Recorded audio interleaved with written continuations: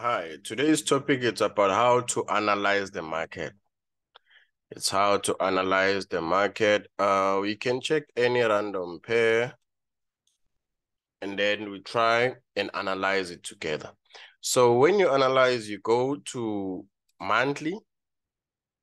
The reason why you have to go to monthly, and as I said to other videos, that you need to go to monthly and understand where support and resistance is first. Here's our resistance. Here's our support. Okay, now we're good. And then from here, what are we gonna look for? We're gonna look for minor support and resistance. Here's my minor support and resistance. Unfortunately, I can identify the minor support from monthly. This is where my minor support, and then let's check the minor resistance. This is where the minor resistance is. And then what is it that I'm looking for from the higher time frame? I am looking for the direction of the market. Hence, I can see that the market is coming from the support. It is headed above to the resistance. Now I'll go to weekly time frame to check the structure of the market. If I go to weekly and check the structure of the market, I can see here we have a few things that can turn the market around. Okay, fine. If it happens that, remember, before I continue, I don't want to go deeper because I feel like you guys are going to be confused. Here, we had a support and resistance. If you pay attention to what happened here. Support, it was broken, it became a resistance. Let's take this one to the right-hand side. It's resistant again. So what is happening now? Many people will start jumping in here, expecting the market to go down. Yes, the market did go down for roughly 3 weeks. The market was going down. Remember, in 1 week, you're going to see one single candlestick. So the market tried to push down. And then because of the higher time frame of which is monthly, is telling us that the market is going up. You get it? So what's going to happen now? The market will push up. And then it will roughly turn to this level. How do I know that the market's going to turn to this level? It's pure supply, it's pure price action, guys. It's nothing other than price action. Hence, you can see we had a support, it was broken, became a resistant. So what we're going to do, we'll extend this one to the right-hand side. Now we are analyzing together. We don't know what's going to happen. So we want to take trades. So we have to check what we need to do before we take a trade. All right, by looking at the structure of the market right now, you can tell that the market is pushing up. As it is pushing up, this is what you have to expect. And then let me just leave this one like this. From here, take this one to the right-hand side. Those who are trading breakout strategy will be happy to take trades here. We're gonna go deeper to breakout strategy. But now let's try and focus to what we have here as support and resistance. And then now the market will go up. It will come back to this level. And then this is what you must expect again. The market will push up until it reaches this resistance. So what you don't have to find yourself doing here, you don't have to find yourself going against the higher time frame. If the higher time frame is telling you that you have to buy because of it is an uptrend, the market is going up, you don't have to find yourself selling where else the market is going up. Do you get it? The only time where you're gonna sell here, it's when you have experience. You know if you're gonna sell here, where are you gonna exit?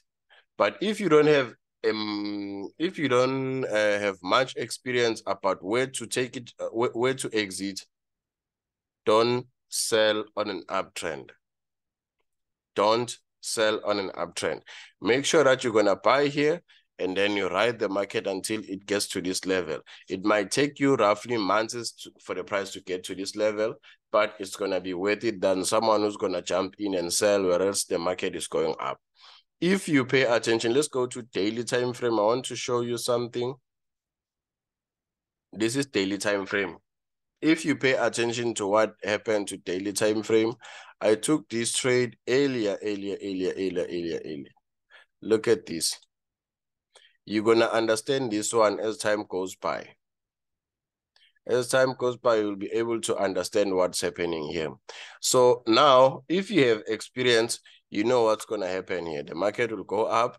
It came back to test what happened on the left-hand side. That's when you're going to add your buy opportunity. Remember, your first buy is here. Now you're going to add your opportunity to buy again. The market went up. Those who don't have experience will jump in and sell here, expecting the market to go down.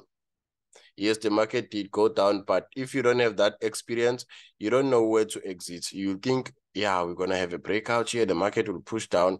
Look what happened. The market went up. Look at what happened here. I'm just trying to show you how they manipulate people in the market, and then you don't have to find yourself being manipulated.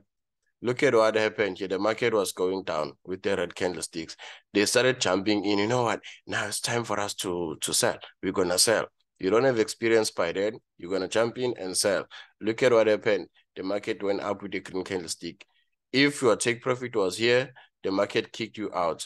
After you notice that the market kicked you out, what are you going to do? So you'll say, oh, flip, I was wrong. It's time to buy. You buy expecting the market to go up. Look at what happened. The market went down.